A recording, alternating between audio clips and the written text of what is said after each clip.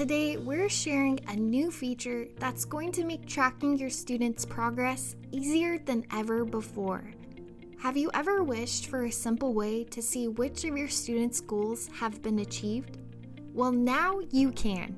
Introducing the Mark Goal as Met feature, which not only helps you stay organized, but also provides a clear visual indicator of your students' progress. Let's check it out. First, head over to the Students page and scroll down to the Goals section where all the magic happens.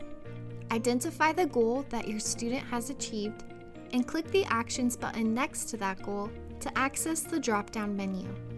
Finally, select Mark Goal as Met. And just like that, the goal becomes grayed out, letting you know at a glance that you no longer need to target this goal. If you ever need to undo this action, simply head back to the Actions menu to unmark the goal as met. Marking a goal as met will also remove it from all future unopened session events, keeping your sessions clutter-free and focused on what's next.